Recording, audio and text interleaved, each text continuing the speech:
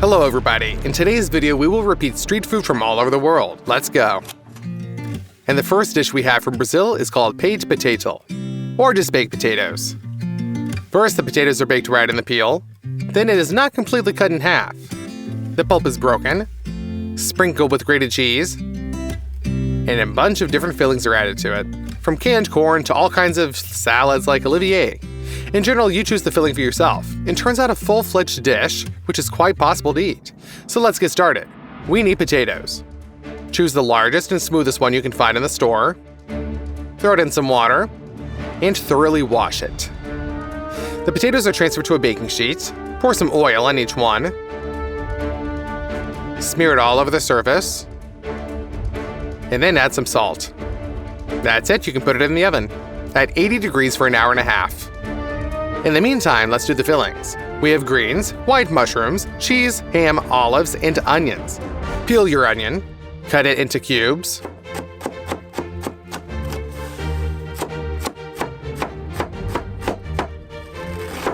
And then take literally just 3 white mushrooms. Cut each one in half. And then into thin slices.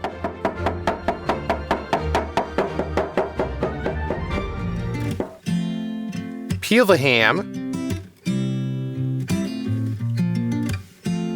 and cut the peeled part first into cubes and then smaller ones. Olives are then crushed with a knife and diced.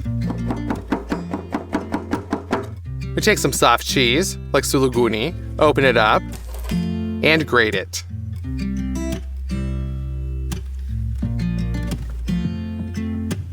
You'll also need to cut some fresh dill. Cut off a piece of butter, throw it into a frying pan, and fry the onion in it.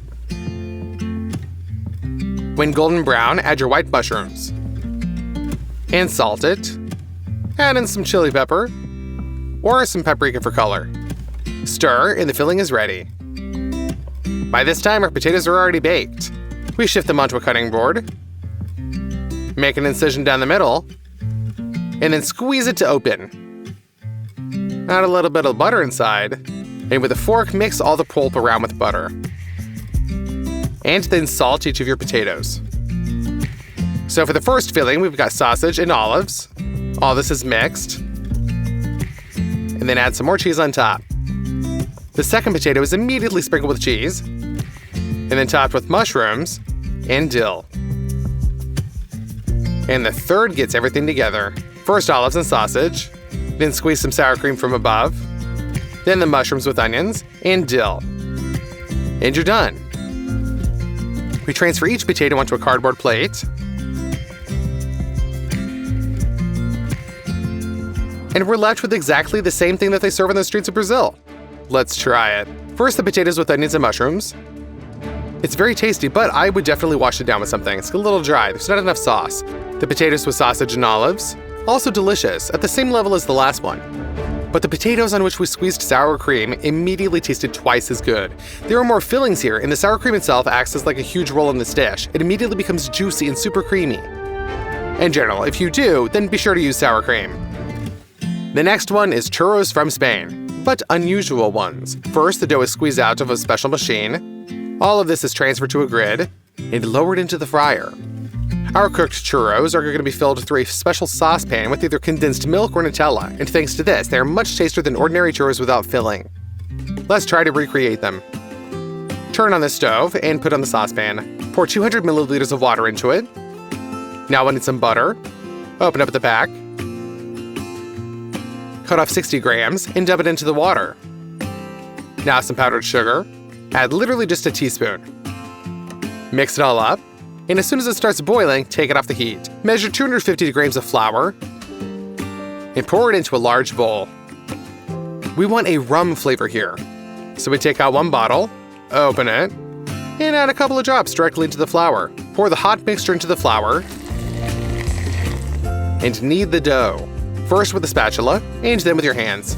Custard dough is very soft and it doesn't stick to your hands. Open up some eggs and break one into a bowl. We mix this with a spatula. This is how in the end the dough should turn out. Not quite liquid, but a little bit more viscous. We take a cooking bag and fill it with our dough. Take a piece of parchment and cut out 3 rectangular pieces. Squeeze out the dough on them. And to keep the edge smooth, we cut it with scissors.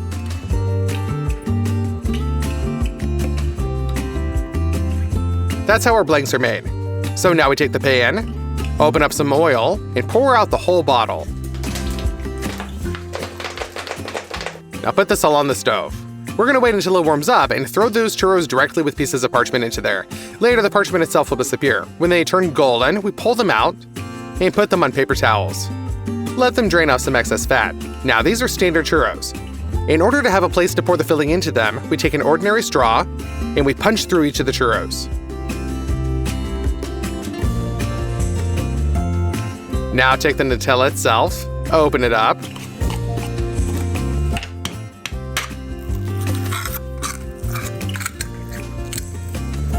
get a little bit of that chocolate paste with a teaspoon and put it into a Ziploc bag. And we're left with like an improvised culinary bag. We cut off a corner and fill our churros with the Nutella.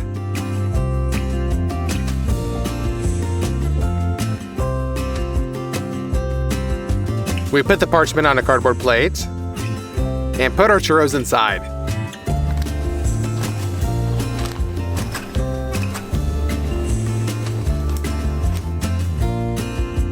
Theoretically, they're ready.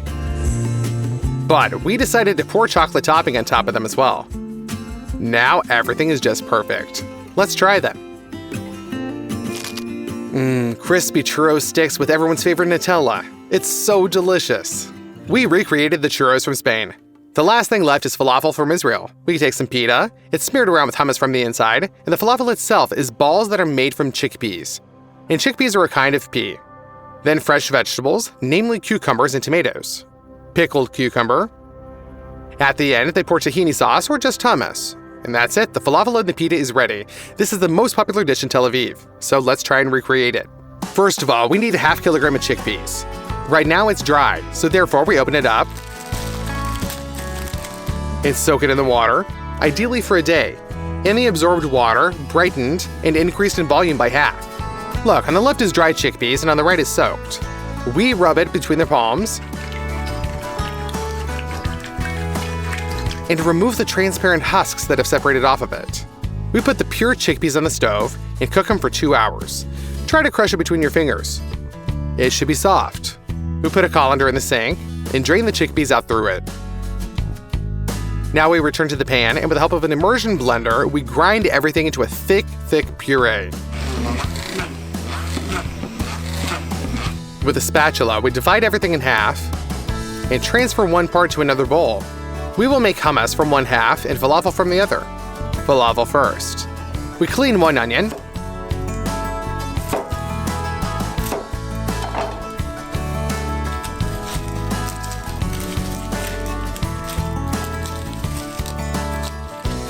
And cut it. It really doesn't matter how, because then it'll be blended by a blender. So we dump this into a bowl.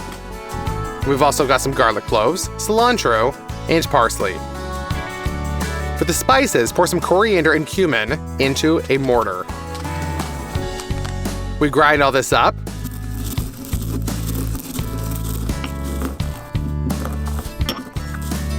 And throw this in the pan as well. Also some salt. And first we'll blend up the non-chickpea mix. And a little bit later, add them in.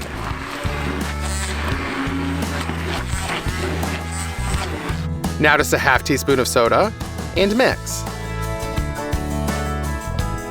Now you need to make identical balls from this thick green mixture. We've made quite a few of them. And so now we need a deep fryer. Therefore, we pour a bottle of oil into a saucepan and warm it up. We put the balls on a skimmer and put them into the oil. After a minute, we get out these fried balls and they're called falafel. We spread the falafel on paper towels and let the grease drain off. Now let's make some hummus. Into the chickpea mixture, pour some hot water that was left over after cooking and mix everything with an immersion blender. Turns out that you're left with this homogeneous mass. You need to add some tahini paste in there, but you also need to make it. It's simple. We need a pack of sesame seeds. Pour these into a coffee grinder. Cover with the lid. And press the button.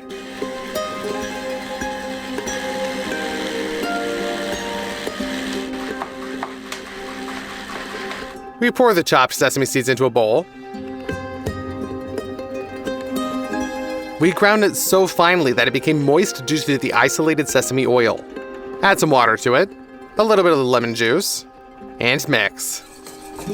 That's it, the tahini paste is ready. We send this all to our future hummus.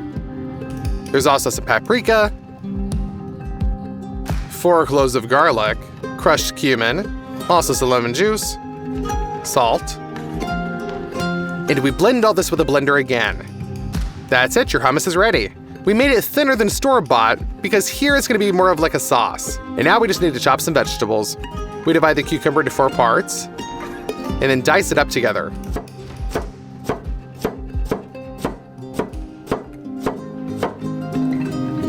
Do the same thing with the tomato. Now some pickles. We have them so small that it's enough to cut them in half.